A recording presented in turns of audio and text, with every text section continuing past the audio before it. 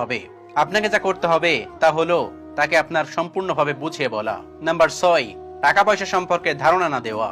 অনেক মা বাবাই ভাবে টাকা পয়সা সম্পর্কে তার সন্তান যত দেরিতে সচেতন হবে ঠিক ততই ভালো, কিন্তু ব্যাপারটা উল্টো ফল আনতে পারে।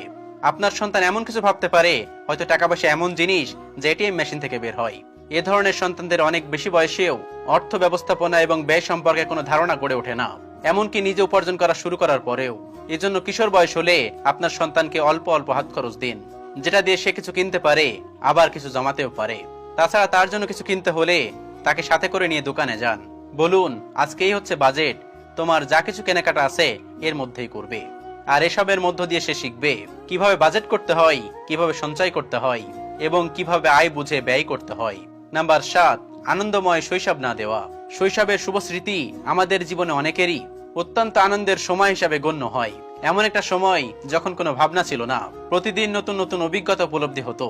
প্রতিটি সন্তানেরই এমন শৈশব হওয়া উচিত যে তার জীবনে প্রচুর নতুন নতুন অভিজ্ঞতার সুযোগ পাবে। এটা তার ভবিষ্যতে সফল মানুষ হিসেবে গড়ে উঠতে সাহায্য করবে, যাতে যে কোনো সিচুয়েশনে আত্মবিশ্বাসের সাথে তা গ্রহণ করতে পারবে নতুন নতুন সম্পর্ক সৃষ্টি করতে। কাজেই আপনার শিশুকে নিয়ে নিয়মিত ঘুরতে যান, পার্কে, জাদুঘরে, সি বিচে, যেখানে নতুন নতুন মানুষ এবং পরিবেশ সহ নানা কিছু উপলব্ধি করতে পারবে। বাসায় থাকলেও প্রতিদিন চেষ্টা করবেন তাকে নিয়ে প্রতিদিন নতুন কিছু করার, যাতে তার শৈশবটাকে আনন্দময় স্মৃতিতে ভরিয়ে তুলতে পারেন।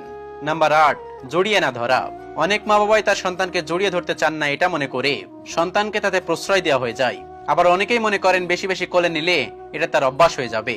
কিন্তু বাস্তবতা হচ্ছে সন্তানকে জড়িয়ে ধরলে মা বাবার শুধুমাত্র যে মমতা তৈরি হয় তা কিন্তু নয়, এটা তার স্বাস্থ্যের জন্য গুরুত্বপূর্ণ। বিজ্ঞানীরা বলেন মা বাবার স্পর্শ সন্তানের স্ট্রেস কমায়, তার মধ্যে নীরবতা বোধের জন্ম দেয়। তাই যখনই আপনি সময় পাবেন